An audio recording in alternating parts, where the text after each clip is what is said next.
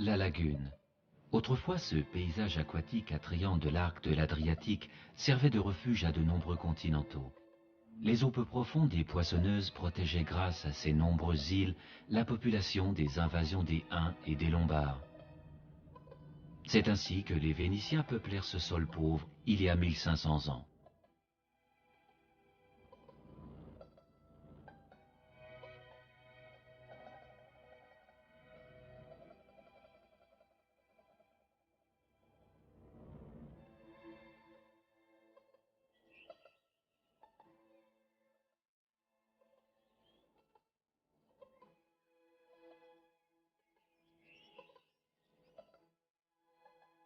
Les moines y soignaient les malades et offraient le gîte et le couvert aux pèlerins épuisés venant de la Terre Sainte.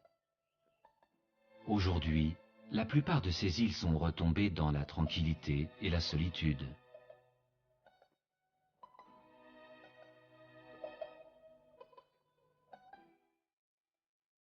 L'île la plus grande et la plus célèbre est une des villes la plus fascinantes du monde. Ce pont, le Ponte della Libertà, est le seul passage reliant le continent à Venise. Le plus ancien Serenissima, le plus royal. L'ancienne République maritime trône en pleine lagune.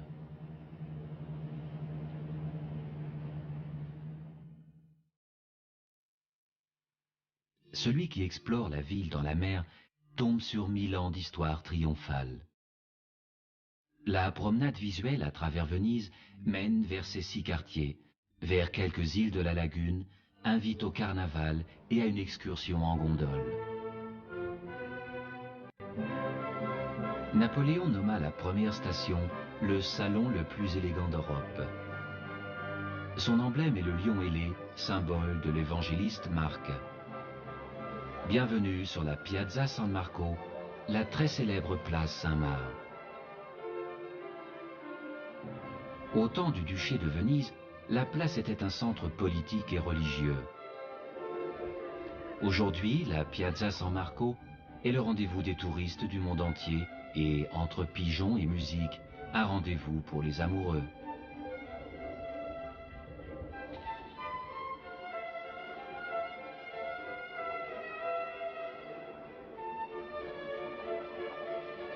Les Vénitiens ne connaissent qu'une piazza. Les autres places sont nommées Campo.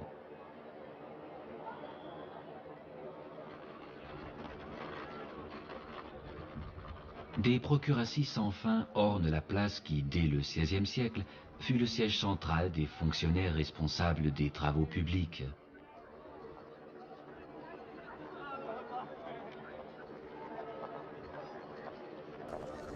D'anciennes et de nouvelles procuraties relient l'aile napoléonienne. L'empereur français fit détruire une église pour cette aile transversale.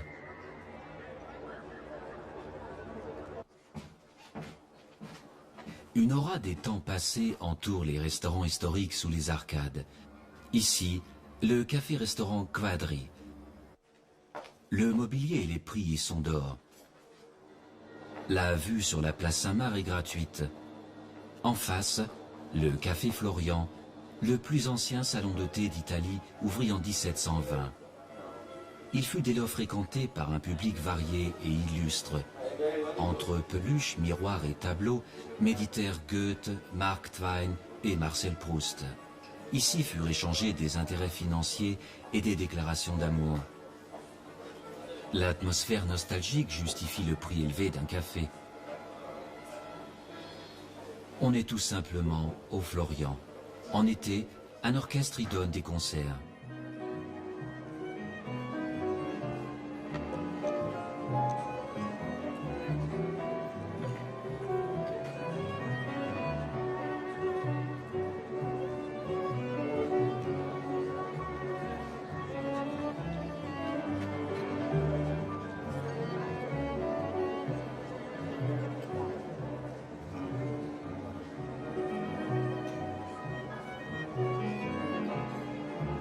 Les sons endormants flottent autour de la vaste place Saint-Marc et se confondent avec ceux de l'horloge du côté est.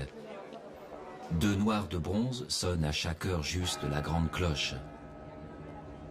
Ils remplissent leur fonction depuis le début du XVe siècle. Le mécanisme de l'horloge était perçu comme une œuvre fantastique.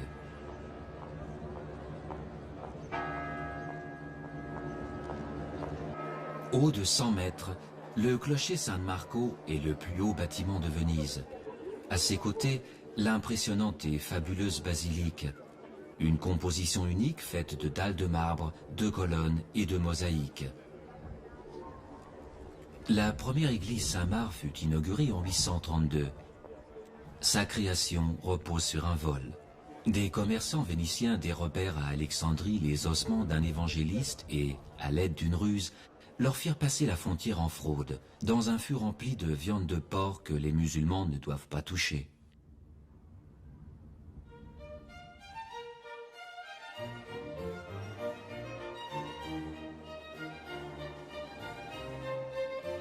Ce vol de reliques fut effectué notamment à des fins politiques.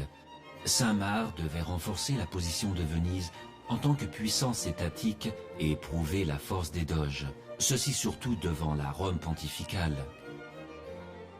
L'église apostolique de Constantinople servit de modèle pour San Marco. Le pillage de cette ville en 1204 permit aux Vénitiens de s'approprier des trésors inestimés. L'église devint un symbole de la République maritime, devenue puissance mondiale.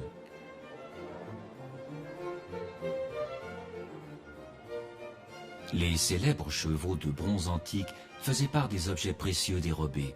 La pollution de l'environnement les exila au musée. Depuis, ce sont des copies qui ornent les galeries au-dessus du portail principal. Au sud de la basilique, une œuvre architecturale étonnante ébahit. Elle paraît défier toutes les lois statiques. Un énorme bloc de marbre repose sur de nombreux arcs et colonnes transformant la citadelle en une création filigrane.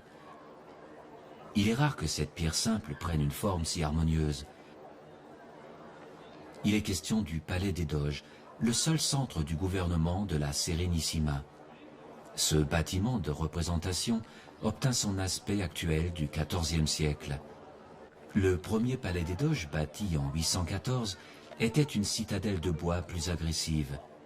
Il est prouvé que 120 doges y régnèrent et y logèrent.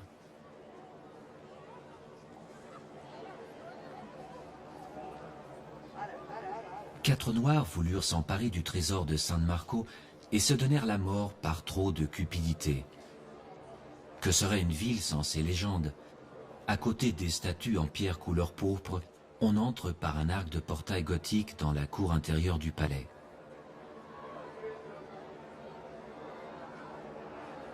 La Porta della Carta mène tout droit à l'escalier des géants, où le nouveau doge fut couronné, flanqué des statues colossales de Neptune et Mars.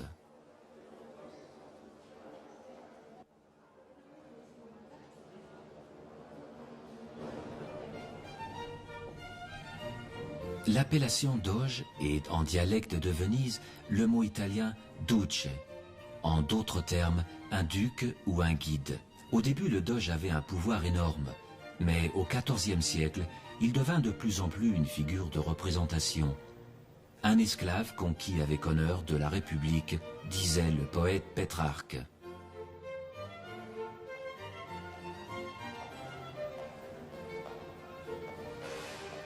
La salle de conseil du palais où l'on votait offrait place pour environ 1800 nobles. Le côté étroit à l'est de la pièce est orné par le tableau de paradis de Tintoretto. Dans la Sala del Senato, le Sénat se réunissait 2 fois par semaine et ses membres décidaient de la politique de Venise.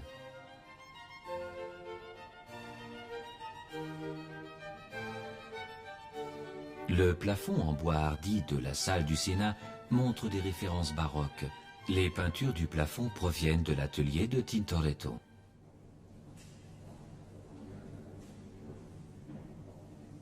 Depuis la vasque de Saint-Marc, la silhouette originale du palais des Doges se dessine encore une fois.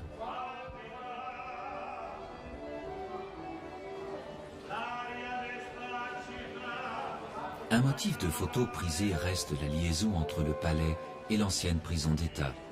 C'est là que les prisonniers voyaient une dernière fois le soleil, d'où le nom du pont des soupirs. Casanova fut vraisemblablement le seul à s'échapper de ces salles de plomb. L'étoile de Venise a bien chuté depuis. En 1797, Napoléon chassa les derniers doges du palais. Le charme de la place Saint-Marc agit sur tous, même si aujourd'hui les responsables de la restauration des monuments y résident.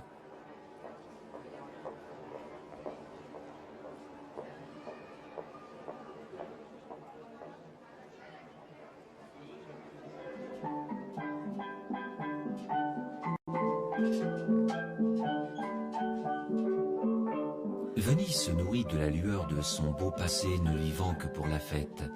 Ainsi, fin des années 70, les offices de tourisme et les hôteliers eurent l'idée de faire revivre les mois d'hiver les moins lucratifs. Le carnaval de Venise.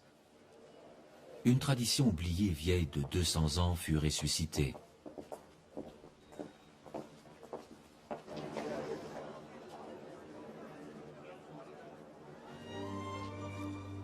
Le carnaval de Venise n'est plus depuis longtemps la fête somptueuse des illusions du temps de Casanova. Mais les caisses des hôtels sonnent et les appareils photo fonctionnent sans arrêt. Les masques ne sont là que pour la pause. Le show atteint son but.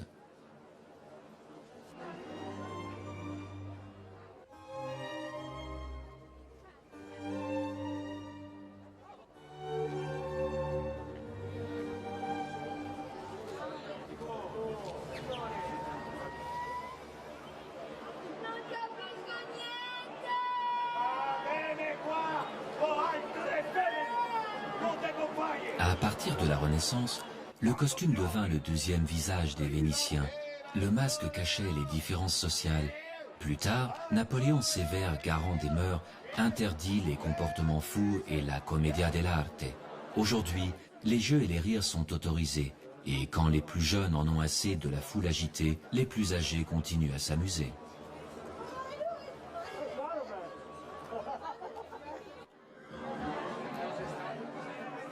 Les billets d'entrée pour les fêtes de carnaval privées sont un privilège. Celui qui réussit à introduire les salles joyeuses du palais est écrasé par la vue des dames rococo poudrées de blanc et de ceux se prenant pour Don Giovanni. Les costumes historiques ondulent au rythme des sons modernes, la fête du narcissisme.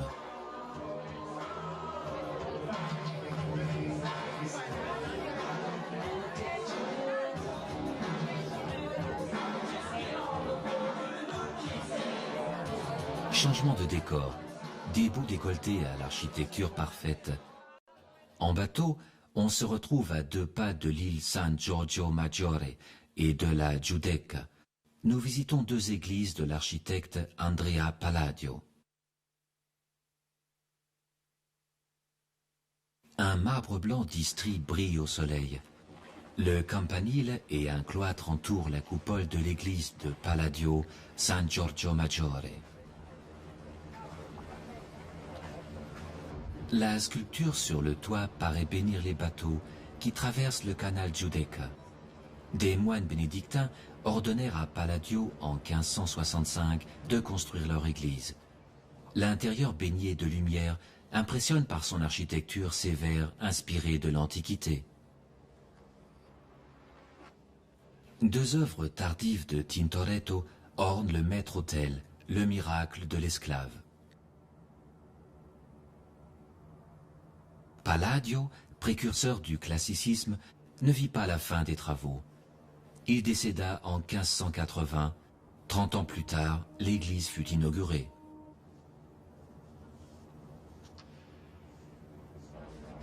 Du clocher, on a vu sur la merveilleuse cour intérieure de Palladio, malheureusement interdite d'accès sur l'île Giudecca en forme de faucille. Sur la rive se dresse l'église du Rédempteur érigée aussi par Palladio, la Chiesa del Redentore. En 1546, Venise fut de nouveau dévastée par une grave épidémie de peste. Les dirigeants de la ville promirent une église et en chargèrent la construction au génial artiste de Padoue. Aujourd'hui encore en juillet, les Vénitiens organisent un pèlerinage à l'église du Rédempteur à l'aide d'un pont flottant. Qui se déplace à travers la ville, et cela même pour le dernier trajet, sait que le moyen de transport principal est le bateau.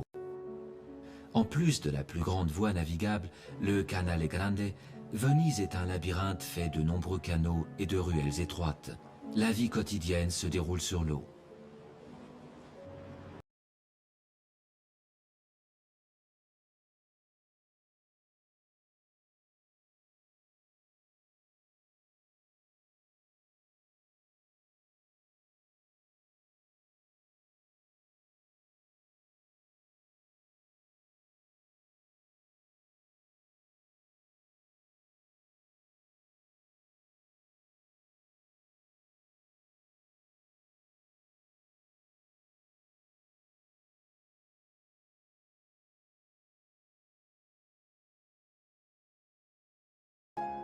C'était le Vaporetto. Il remplace à Venise le bus ou le tramway et se dirige à heure régulière lentement vers son but. C'est pourquoi se déplacer à Venise signifie toujours garder l'équilibre sur un sol instable. Au vu de ces coulisses théâtrales, ceci n'est pas important car après tout, on tangue sur la plus belle voie navigable du monde, sur le Canale Grande. Le Grand Canal, long de 4 km, est l'artère la plus importante et serpente tel un point d'interrogation à travers la ville. À son embouchure se trouve l'ancienne douane, la Dogana del Mar. Derrière s'élèvent les coupoles de la plus grande église baroque de Venise. Santa Maria della Salute est un chef-d'œuvre de Baldassare Longhena. Cet ouvrage rendit ce Vénitien de 33 ans subitement célèbre. L'église Salute resta son œuvre principale et occupa 50 ans de sa vie. Plus d'1 million de montants soutiennent le gigantesque édifice.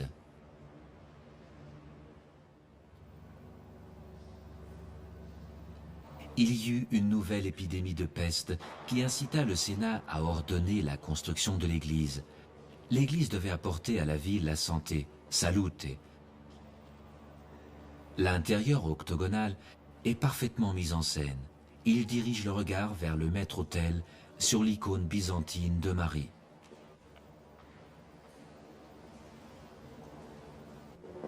Les plus beaux tableaux ornent la sacristie, tel l'ancien tableau de l'autel de Titiane, Saint-Marc, trônant entre Saint-Sébastien, Saint-Damien, Saint-Côme et Saint-Roch.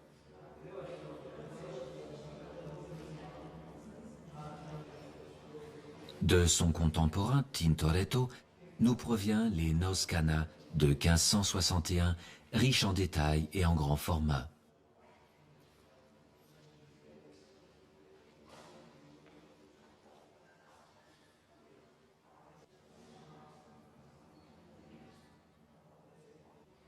La peinture du plafond dans la sacristie est également une œuvre de Titiane. Caïn et Abel en est un thème comme David et Goliath et l'offrande d'Abraham.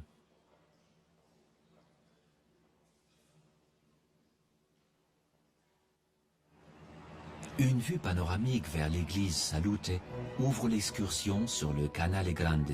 En face du côté opposé, la maison dans laquelle Desdemona, selon la légende, épousa le jaloux Othello. Le Palazzo Gritti, une construction en briques gothiques du XVe siècle, appartient à un hôtel de luxe. De l'autre côté du canal, le Palazzo Venere dei Leoni, devenu célèbre grâce à sa propriétaire, la riche américaine et collectionneuse d'objets d'art Peggy Guggenheim. Le jardin est à lui seul un musée en plein air avec des sculptures de Giacometti, More et Harpe. C'est dans ce jardin que cette mécène est enterrée côte à côte avec ses chiens dorés. Peggy Guggenheim acheta ce bâtiment en 1951 et transféra sa collection d'art contemporain européen à Venise. Elle légua le palais et la collection à la ville.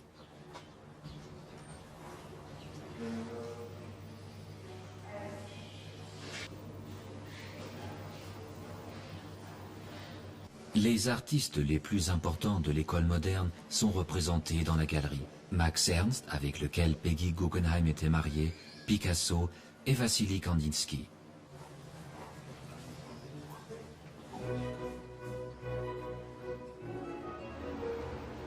En face du musée Guggenheim se dresse le Palazzo Corner, le plus beau palais vénitien de la Renaissance.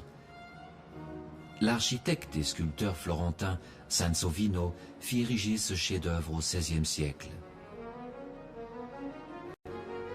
Nous passons le Ponte dell'Accademia, un des 3 ponts du Canale Grande. Juste à côté se trouve l'Accademia, l'école des beaux-arts, créée en 1750. La base de sa grande collection de tableaux provient de peintures des églises de la ville qui y furent transférées. Des noms célèbres représentent la peinture vénitienne du XIVe au XVIIIe siècle, tels Veronese, Giorgione, Bellini, Tintoretto, Tiepolo ou bien Carpaccio.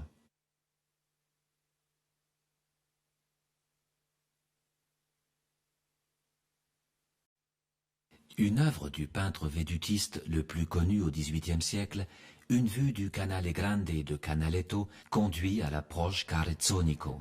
Le palais baroque commencé par Baltasar Longhena offre en tant qu'autre musée d'art un aperçu de la culture vénitienne du XVIIIe. Les tableaux de genre de Pietro Longhi racontent avec humour et pertinence le contexte et la façon de vivre de la bourgeoisie citadine.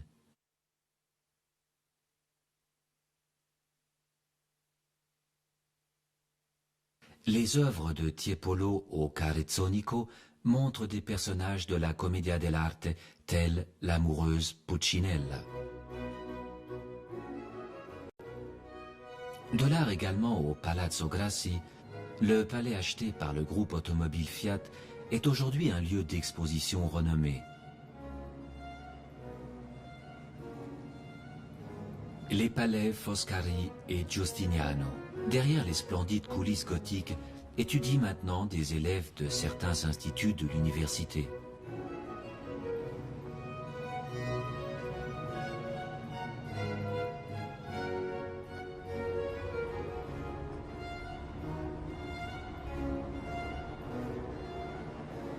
Dans le Palazzo Dolfin Manin logea le dernier doge de Venise, Ludovico Manin.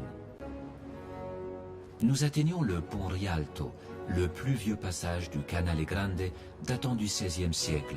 L'architecte de cette arche arquée en marbre, Antonio da Ponte, imposa le projet contre l'avis des collègues tels Palladio, Sansovino ou Michel-Ange.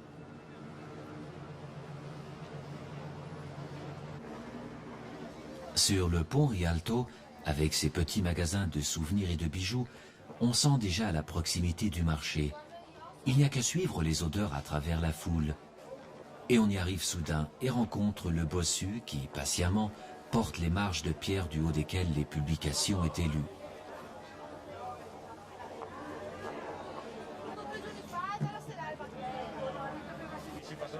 Le marché est aussi vivant que lorsqu'il était le lieu d'échange de toutes sortes d'objets précieux et que les marchands de tout pays s'y pressaient. C'est ici que battait le cœur de Venise. Des montagnes de fruits et légumes, de viande et de poissons s'y empilent encore. Quand on voit le choix riche en produits de la mer, on comprend pourquoi les Vénitiens privilégient le poisson.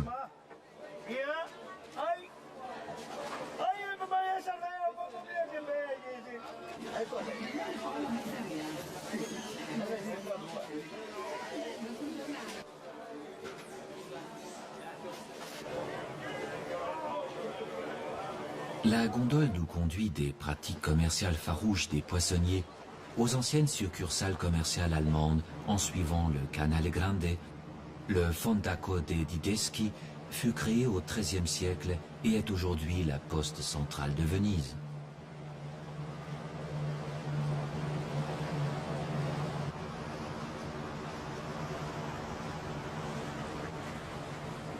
L'hôtel le plus noble se trouvait jusqu'à la fin de la République à la Cadamosto. Dans le bâtiment presque en ruine qui compte parmi les plus anciens du canal, résidait en des temps meilleurs l'empereur autrichien Joseph II.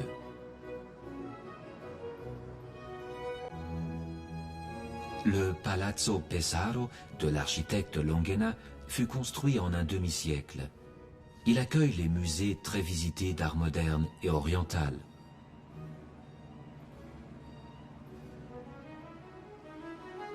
Dans le Palazzo Vendramin Calerci en face, mourut Richard Wagner en 1883. Lorsqu'il écrivit Tristan et Iseult, le compositeur allemand résidait souvent ici. Entre-temps, ce palais de la Renaissance attire en tant que casino d'hiver. Prenant le Ponte degli Scalzi, on atteint le troisième et dernier pont du Canale Grande. Le Fondaco di Turchi vient de l'époque plus ancienne vénito-byzantine. En 1621, des marchands turcs y emménagèrent et lui donnèrent son nom.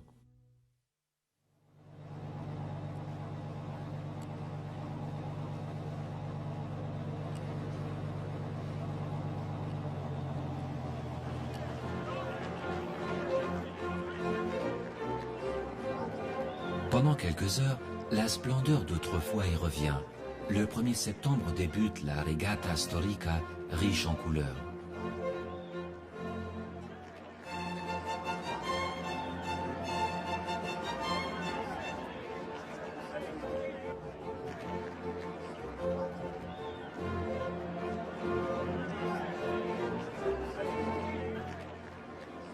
Il est prudent de se réserver assez tôt une bonne place sur la rive. Les ponts sont en effet interdits d'accès. Les Vénitiens adorent leurs régates. Que serait la ville sans bateau? Après le cortège d'embarcations historiques, les jeunes et les plus âgés, femmes et hommes, montrent leur savoir-faire encouragés par la foule sur la rive et dans la tribune.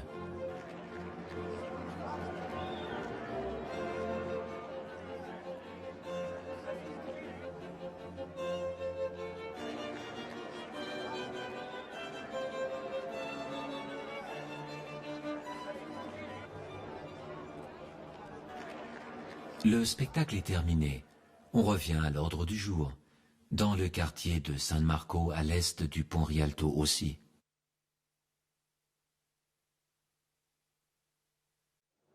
Sur le Campo San Bartolomeo animé sourit avec bienveillance des faiblesses de son peuple le petit père Goldoni du haut de son socle.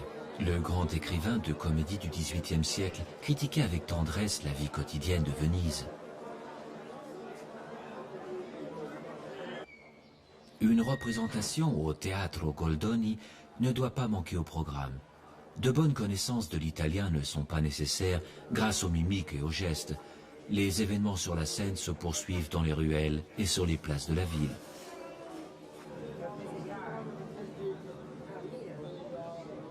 Dans la Merceria, le quartier commerçant classique entre le pont Rialto et la place Saint-Marc, les magasins de bijoux, de verre et de souvenirs attirent. D'élégants magasins de chaussures font ouvrir tels par magie les porte-monnaies et les stylistes italiens réalisent le rêve de vêtements chics, fabriqués en Italie.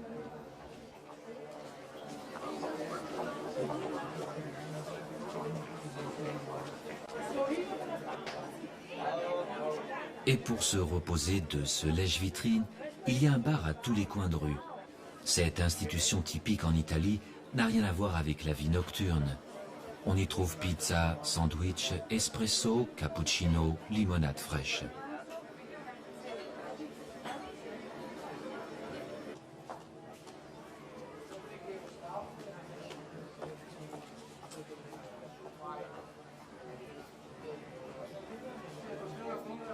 L'enchevêtrement des ruelles, qui n'est apparemment pas planifié à Venise, s'ouvre souvent sur des cours intérieures qui cachent de somptueux palais. Tel le Palazzo Contarini del Bovolo. Les escaliers en colimaçon pittoresque du XVIe siècle s'enroulent comme une coquille d'escargot vers le haut.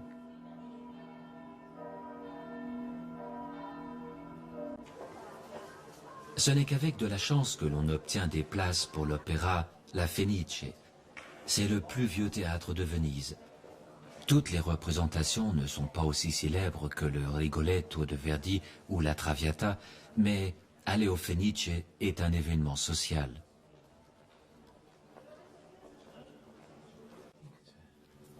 Il n'est pas nécessaire à cette occasion de se mettre sur son 31, mais ces soirées appartiennent aux plus belles choses secondaires. Au Venezia Studium, en face de l'opéra, Peggy Guggenheim se sentirait faible devant les créations de soie plissée à la Fortuny.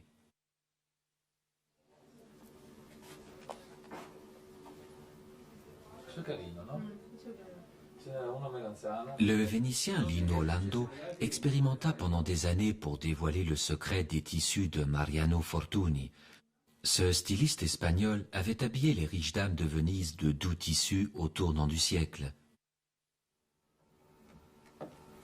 Dans l'atelier de Lino Lando, le mouchoir le plus chamarré devient un accessoire précieux et élégant.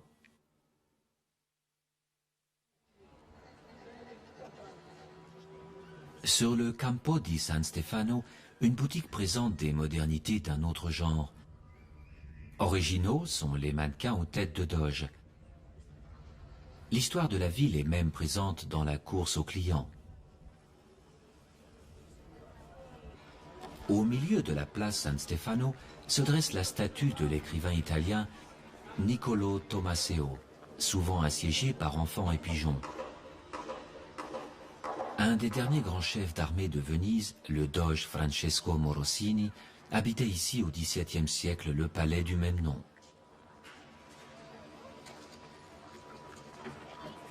Les rondes suivantes nous conduisent vers la périphérie à l'ouest du centre.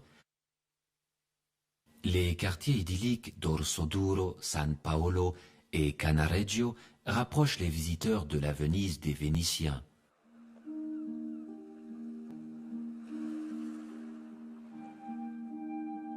Un rendez-vous prisé est la Fondamenta del Sartre.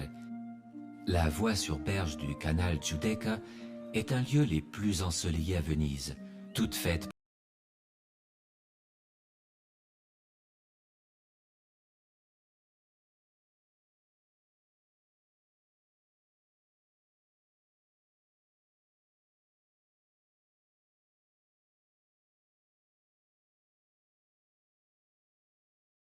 dominicale dans le quartier nostalgique de Dorsoduro.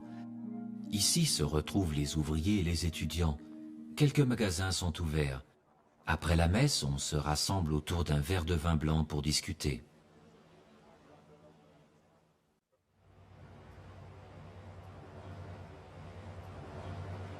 Même ici, dans les recoins les plus cachés, on peut trouver des trésors historiques, tels par exemple la petite église San Sebastiano.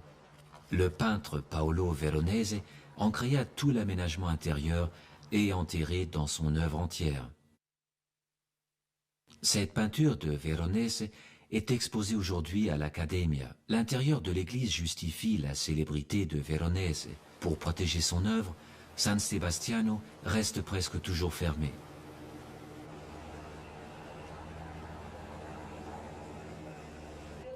Particulièrement charmantes à Dorsoduro sont la place Santa Margherita et les ruelles vivantes autour du Rio di San Barnaba. Ici mouillent les bateaux à légumes de Venise.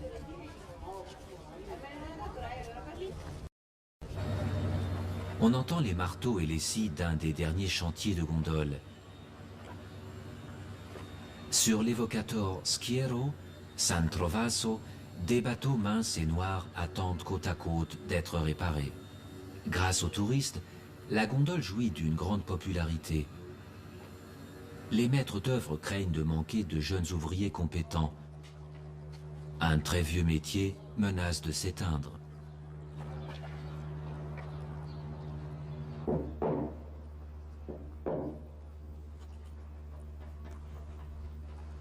Faire une gondole est un travail artisanal. Un bateau est fait de 8 essences de bois. Elles doivent être correctement séchées pendant au moins 18 mois. Un modèle standard coûte environ 100 600 francs français. Chaque bateau doit régulièrement être contrôlé et sera amélioré sur un chantier, car que serait Venise sans ses gondoles? La proue est hérissée de pointes en fer qui représentent les 6 quartiers de la ville. La 7e, montrant l'avant du bateau, représente l'île Giudecca.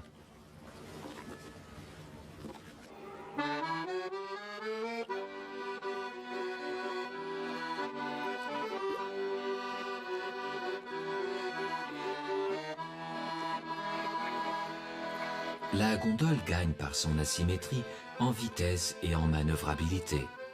Le côté droit du bateau est plus étroit que le côté gauche. Il faut être très adroit pour manœuvrer un tel bateau. Les gondoliens vénitiens le sont avec une extrême nonchalance, au ravissement des romantiques du monde entier. Le plaisir a son prix. Si un bel canto enivrant l'accompagne, il se doit de donner quelques lires de plus.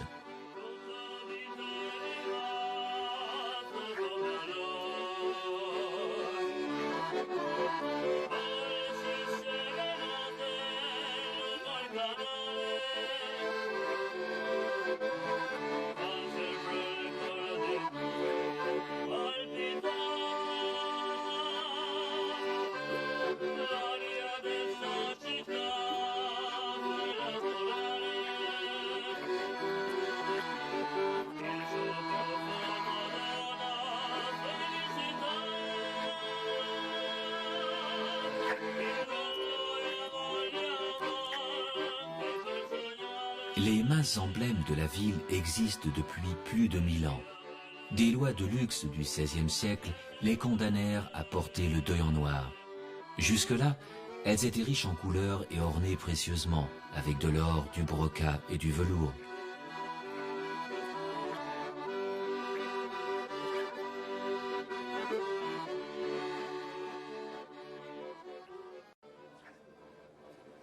Terminus dans le quartier de San Paolo, à l'église Santa Maria Gloriosa dei Frari, en abrégé i Frari.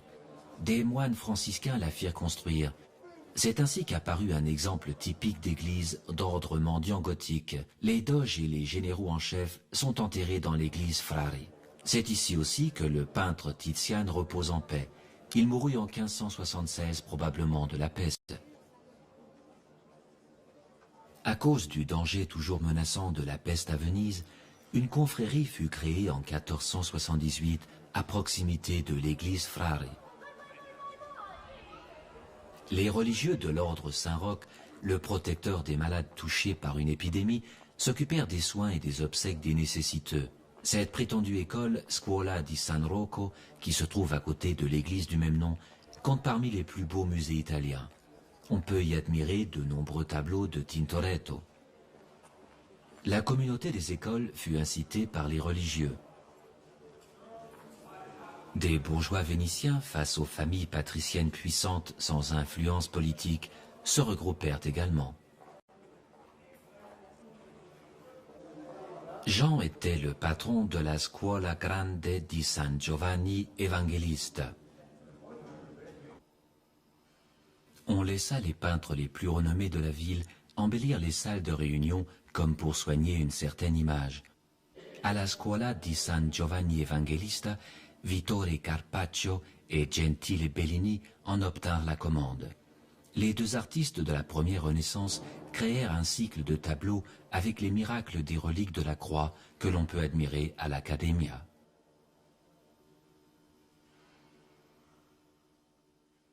Les religieux de la Scuola gardèrent un éclat de la Sainte Croix cachée derrière le tabernacle doré. Les différents miracles en relation avec cette relique sont les thèmes des tableaux. L'œuvre de Bellini, Procession sur la place Saint-Marc.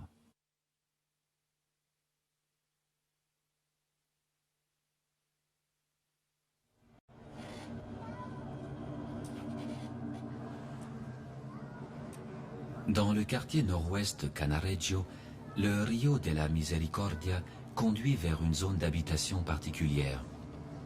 Loin des sentiers touristiques, là où canaux et sentiers sont plus clairs et larges, au milieu de ce beau quartier se trouve l'île de l'ancien ghetto juif.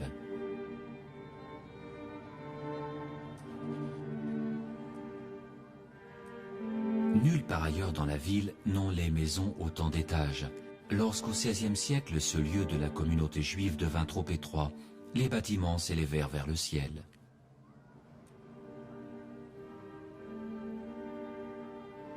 Le quartier était encerclé par un canal qui transformait l'île en une prison. Les 4 portes étaient fermées la nuit et surveillées par des soldats chrétiens. Aucun juif ne pouvait quitter le ghetto. En 1516, les Juifs vénitiens furent introduits à là où, auparavant, les fonderies se trouvaient. La fonte de métal se traduit en vénitien « ghetto ». Ce terme devint un symbole international pour une zone d'habitation isolée.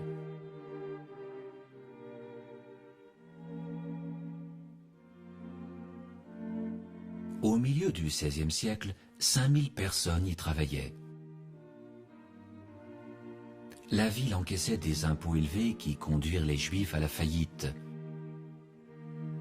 Ils purent tout de même construire leur synagogue dans le ghetto. Par manque de place, quelques-unes se cachent au deuxième étage et ne sont accessibles que par des escaliers étroits.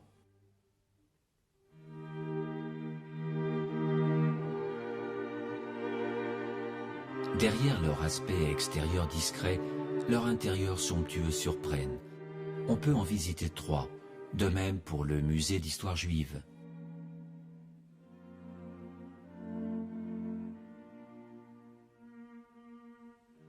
Dans le coin nord rappellent des reliefs en bronze du sculpteur français Alexandre Blata, l'Holocauste de la Deuxième Guerre mondiale.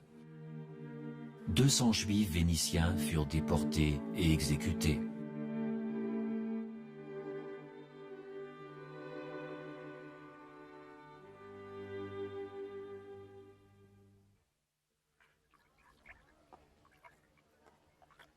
Au Cannaregio, nous rencontrons de nouveau Tintoretto, génie de la peinture.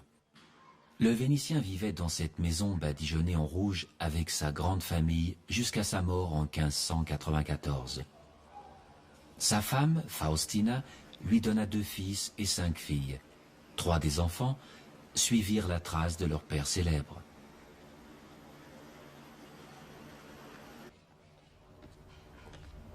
Ils ne furent pas aussi célèbres que lui. La coulisse citadine pittoresque incite à prendre pinceau et couleur.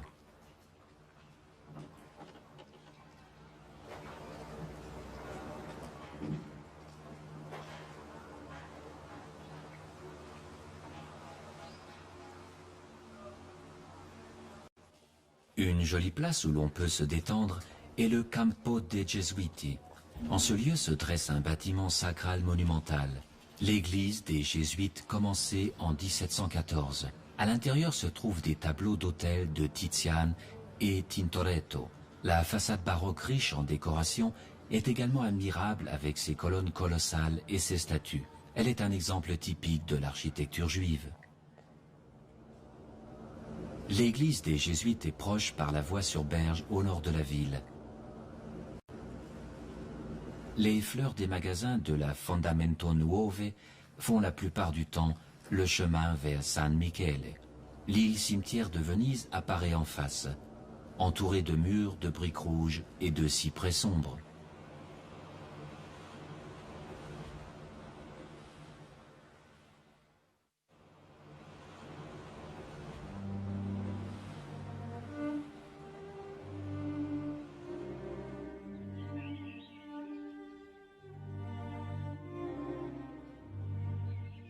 San Michele est à chaque saison un jardin fleuri.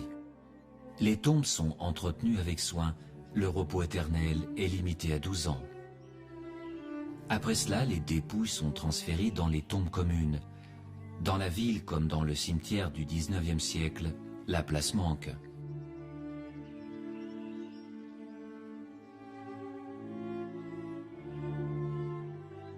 Les tombes de l'impresario de ballet Sergei Diaghilev et du compositeur Igor Stravinsky sont conservées.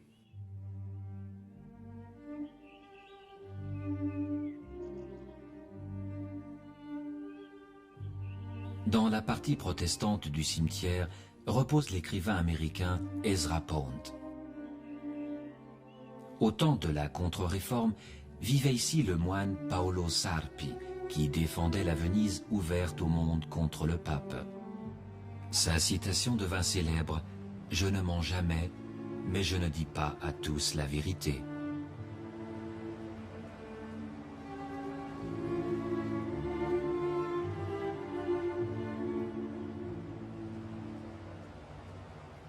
Seulement 1 kilomètre sépare l'île cimetière de la voie sur berge Fondamenta Nuove De là, on peut étudier la partie nord-est de Venise jusqu'au quartier de Castello.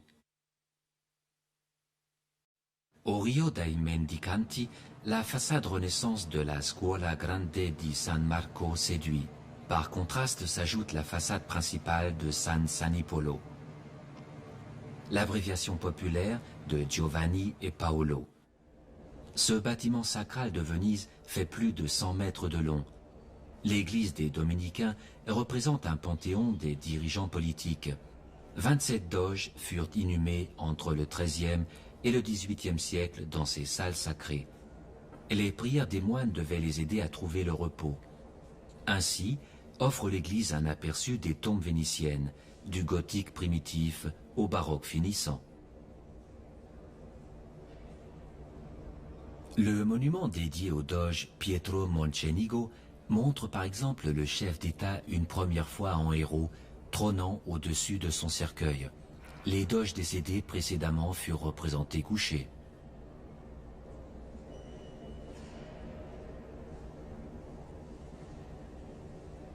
Un tableau d'autel sur le bas-côté à droite, des saints et des scènes de la vie de Jésus, est souvent attribué à Giovanni Bellini. En 1234, les dominicains obtinrent du doge Jacopo Tiepolo l'autorisation de construire l'église. Les franciscains, qui en même temps érigeaient l'église Frari, devinrent les plus durs rivaux en ce qui concernait l'acquis de fonds publics et de dons. Giovanni et Paolo furent promus église sépulcrale préférée. La gloire de l'église se poursuit en une statue équestre sur le parvis. Elle éternise le chef des mercenaires, Bartolomeo Colleoni, en bronze. Décédé en 1475, il obtint cet honneur grâce à un don important à Venise. Petit, mais un des plus purs exemples de style de la première Renaissance italienne, est l'église toute proche Santa Maria dei Miracoli. En tant qu'église votive pour un tableau de Marie miraculeux, elle fut créée par Pietro Lombardo et ses fils entre 1481 et 1489. Des formes claires et architecturales et l'art de tailler les pierres de la famille remplacent de loin la peinture. Celle-ci étant réservée au plafond à caissons richement décorés. L'apparition de la Mère de Dieu donna leur nom à l'église et à la place, Santa Maria Formosa. Ce lieu fait partie des plus beaux de Venise, encadré de palais imposants tels le Palazzo Malipiero Trevisan. Ils offrent aux fêtes publiques une coulisse somptueuse. Pâques était fêtée par les plus hauts dignitaires de la ville tous les ans à l'église San Sacria. Les religieuses du cloître avaient le privilège de broder les chapeaux des doges. Église et place, place et église. Venise en possède tant que l'on ne peut pas les compter. L'isolement du Campo Bandiera e Moro est d'autant plus reposant. Le carré se situe quelques minutes non loin de la place Saint-Marc et de la rive.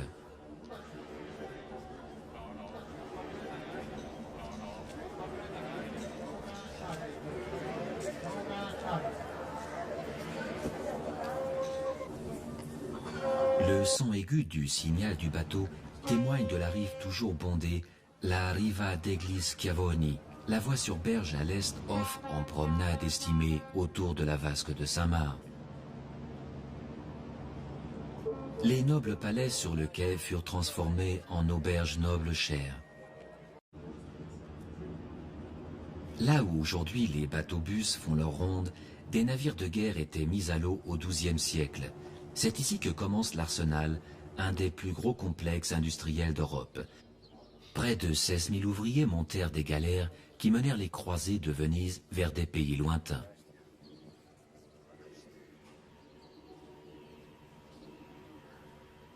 Les lions ramenés comme butin de guerre protègent l'entrée de l'Arsenal. Ils rappellent la prise du Péloponnèse en 1687.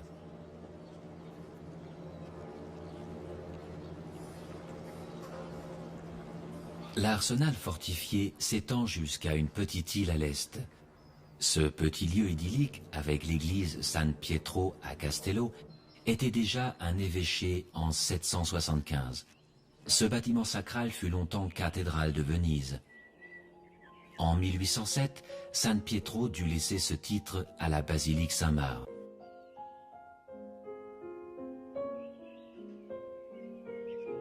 Loin du centre-ville agité, à Castello, vivent pour la plupart des pêcheurs avec leurs familles. Une Venise plus modeste qui, pour cette raison justement, exerce ses charmes.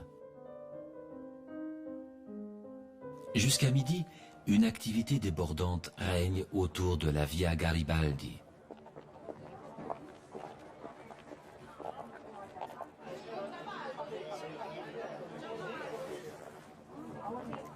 On trouve ici des auberges simples mais recommandées, ainsi qu'un petit marché matinal aux légumes et aux poissons.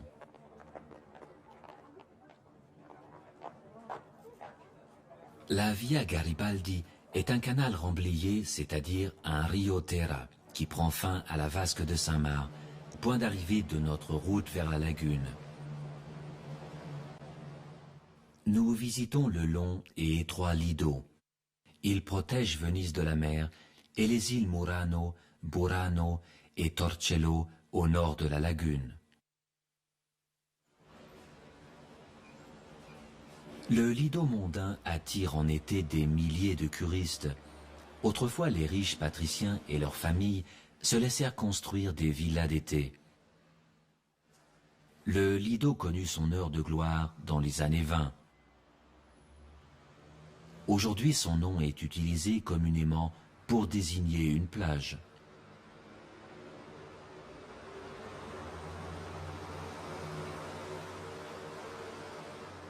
L'ambiance du tournant de siècle fut capturée par Luchino Visconti lorsqu'il filma le Grand Hôtel des Bains. Dans La Maison Belle Époque, il mit en scène en 1970 son film Mort à Venise. Là où le grand écrivain fut inspiré, se dressent encore les maisons de bains en bois.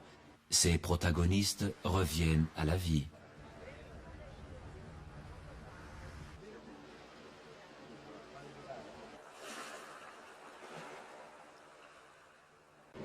Le rendez-vous des beaux et des riches ainsi que des personnes influentes reste tous les ans l'Hôtel Noble Oriental Excelsior. Depuis que le premier festival du film mondial fut ouvert en 1932 au Lido, se bousculent en septembre reporters, journalistes et plus encore des curieux autour des personnalités ou ceux voulant le devenir. De nombreux films, stars et fêtes se tiennent alors au Palazzo del Cinema et au Casino. Ce dernier est en été lieu de jeu pour les accros de la mise. Nous quittons l'île de la fraîcheur de l'été en direction de Murano, l'île des souffleurs de verre. Les figurines couleur bonbon qui tournent dans la vitrine proviennent d'Extrême-Orient. L'ancienne habileté de Murano finit en une production en masse de tape à l'œil. Le métier traditionnel de souffleur de verre débuta au XIIIe siècle lorsqu'on expatria toutes les verreries vénitiennes sur l'île à cause des risques d'incendie. Au XVIe siècle, Murano était une ville florissante. Les souffleurs de verre avaient une bonne réputation et leurs filles pouvaient même épouser des nobles.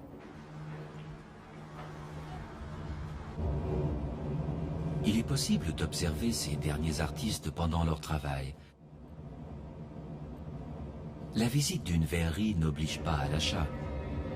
Il fait chaud dans ces halls où les fours atteignent de hautes températures. Angelo Save y est habitué depuis des années. En seulement quelques minutes, comme par magie, il fabrique un cheval en verre.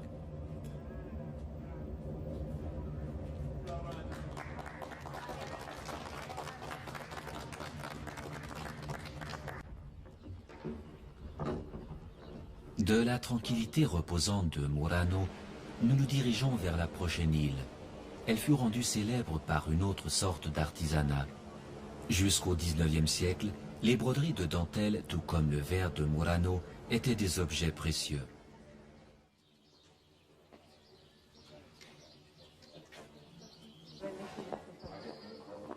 « 6000 personnes vivent sur l'île de Burano, une île de pêcheurs paisibles dont les maisons multicolores rappellent les coulisses d'opéra italien. Une tache de couleur sur la lagune qui se développa en une célèbre colonie d'artistes.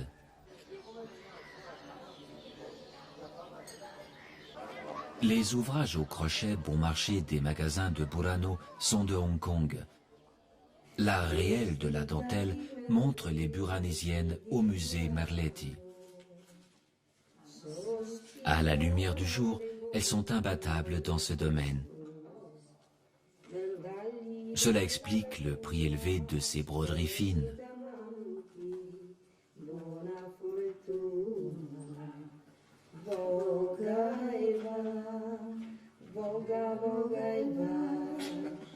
Dans leurs chansons, elles louent leur travail, parlent de leur amour pour la ville, de la lagune et des hommes de Burano qui travaillent en tant que gondoliers à Venise.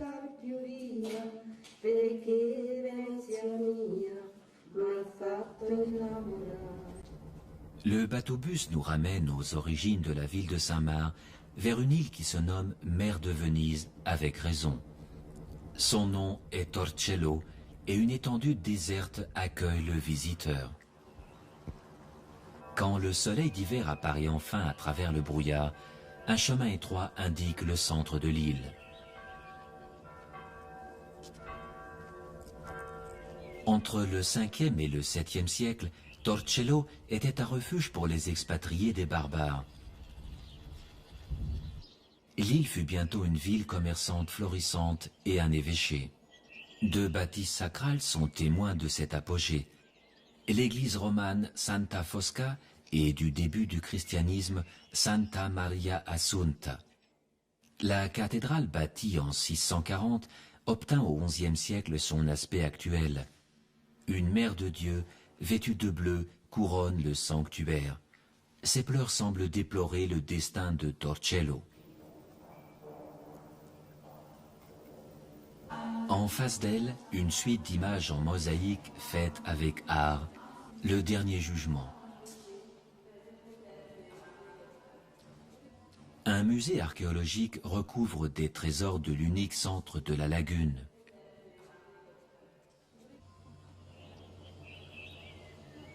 L'écrivain Ernest Hemingway adorait Torcello. Il descendait souvent à l'auberge Cipriani.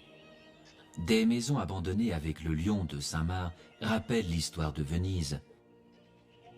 Il est à peine croyable que 20 000 personnes vécurent à Torcello. Aujourd'hui, elles ne sont pas plus de 50. La malaria et la peste décimèrent autrefois la population. Des mares ensablées et les maladies détruisirent la ville et créèrent une nouvelle. Venise.